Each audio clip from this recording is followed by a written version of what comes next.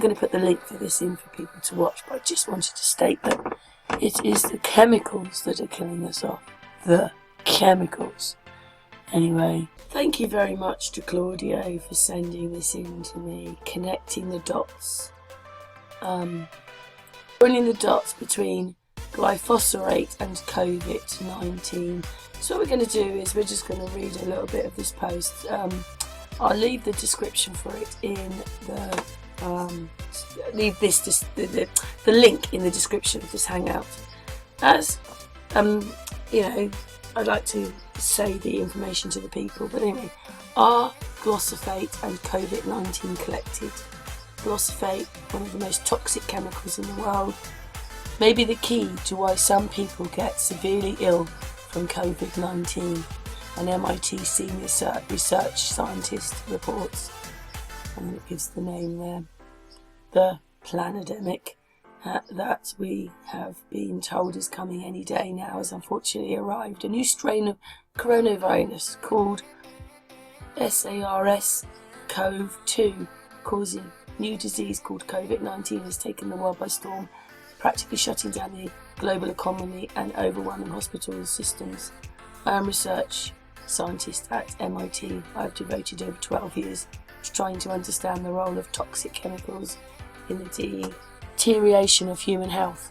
I have been particularly focused on figuring out what has been driving the skyrocketing rates of autism in America and around the world. My research strongly suggests that glyphosate, the active ingredient in weed killer, for God's sake everybody, the big weed killer, do you know something? It's not the same, but I'll do it this way.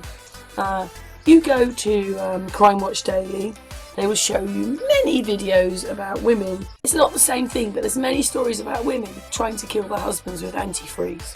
You know, it's the same sort of thing. They're trying to kill us. This. Where have I got to?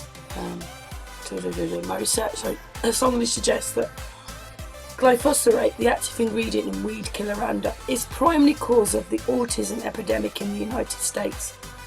When the COVID-19 pandemic began its march across the world, we started to consider whether glyphosate may play a role.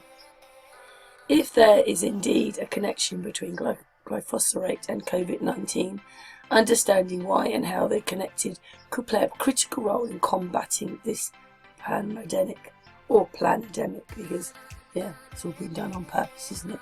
If you're going to put weed killer in our injections, coronavirus are the same cause of the common cold, a nuisance for sure, but usually not considered dangerous. Somehow this one is different. It seems to ferociously attack the lungs, causing the immune system to launch a so-called, oh my god, cytokine storm. Anybody correct me? Okay, correct me if you want. An exaggerated response by the immune system to an infection that can lead to collateral damage to the lung tissues.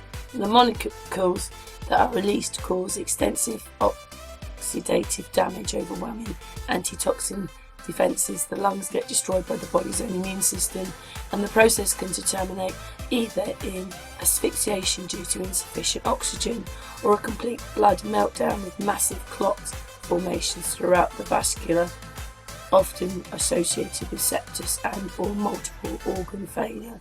How can it be that we go from a common cold basically into something that's absolutely life-threatening? Anyway, we've all been reading about people who have died from respiratory failure and due to what for some can be devastating infectious disease. But such disastrous outcome only happens in a small percentage of those who are infected. Others experience only a bad cold or even a mild cold or remarkably no symptoms at all. My colleague's 20-year-old daughter had a CDC confirmed case, but she only had 2 symptoms, fatigue and a loss of smell. What's the difference between the people who rapidly succumb to the virus and tragically die, like the father and teacher in New York, and the people like my colleague's daughter who barely notice they are sick? And what's the difference between geographical locations of the virus is causing a serious crises for those that hardly notice a departure from normality?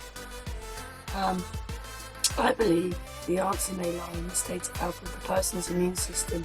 The human immune system consists of an innate component that is always active and normally very competent to clear most infections and come along, and an adaptive component which is the second line defence system called into play when the innate system is overwhelmed. The innate component produces a number of different specialised proteins that can hunt down the trap viruses, delivering them to... I must admit, this was given to me. I thought we can't catch viruses, but I don't think the person likes all of it. It really is. I think what I'm going to do is I'm just going to go to the bit about the... I've read you a bit about it. I'm going to put the link in the pictures here. I want to go on to the bit about the fuel. It's in biofuels. There it is.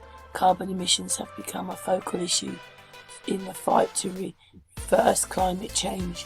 One promising approach has been to convert waste biomass into oil-based fuels to augment diesel fuel. Diesel isn't it?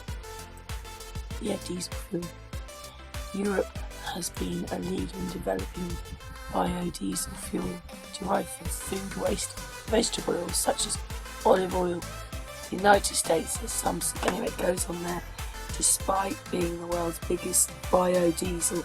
So basically they're putting this into things, and this is why, into the food, it's all over the food. This is probably why when we get to the next bit that he can talk about, when he does his testing, what's there? It's on everything. It's on the food, the water, the animals, it's in everything. Anyway, they're poisoning us, that's what they're doing, poisoning us.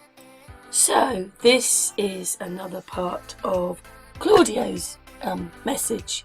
It is the president of Tanzania who decided he was going to get the test kits, but tested them. I think it was on a goat, it might have been a bird, it was a plant and a human, and everything came back as COVID, which is impossible because they told us it can't migrate to animals or anything else, but everything came back with COVID. So this is what this post is about.